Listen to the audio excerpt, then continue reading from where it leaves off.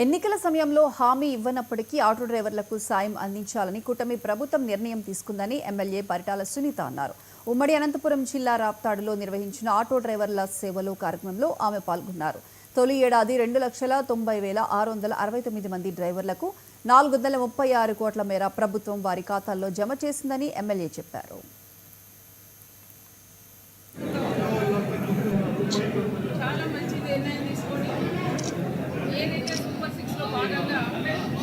Auto డ్రైవర్లు 15,000 రూపాయలు ఇస్తామన్న మాట ప్రకారం సూపర్ 6లో ఈరోజు మంచి పథకం ఈరోజు ఇస్తుంది. దానికి కూడా చాలా సంతోషంగా ఉంది.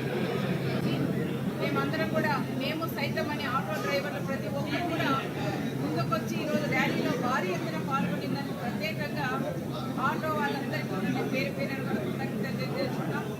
అదే రాష్ట్ర వ్యాప్తంగా దాదాపు ఆటో డ్రైవర్ల కూడా కోసం కూడా ఆటో డ్రైవర్ల సేవ కోసం కూడా ఈరోజు రాష్ట్ర వ్యాప్తంగా ఈరోజు 2,90,669 మందికి ఈరోజు సుమారు 436 కోట్ల రూపాయలు రాష్ట్ర వ్యాప్తంగా ఈరోజు వాళ్ళ అకౌంట్లో కూడా వేసిందని ప్రత్యేకంగా కుటుంబ ప్రభుత్వాన్ని కూడా ప్రతి ఒక్కరు కూడా అభినందిస్తున్నారు. 15,000 రూపాయలు ఇచ్చిన దానికి ప్రత్యేకంగా మా రాంపూర్ నియోజకవర్గం ప్రజలందరి తరఫున ఆటో డ్రైవర్లు యూనియన్ వాళ్ళందరి తరఫున కూడా నేను సార్కి కృతజ్ఞతలు కూడా మేము తెలియజేస్తున్నాం. గత ప్రభుత్వంలో చూస్తే 10,000 రూపాయలు ఇచ్చారు.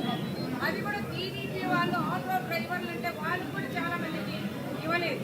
అలాంటి వాళ్ళందరూ కూడా గుర్తించి వాళ్ళ సేవలు వాళ్ళు ఎవరు కూడా ఇబ్బంది పడకూడదు ఆలోచనతోనే ఈరోజు ప్రతి ఒక్కరికి పార్టీకి అధికంగా ఈరోజు కుటుంబ ప్రభుత్వం మంచి నిర్ణయం.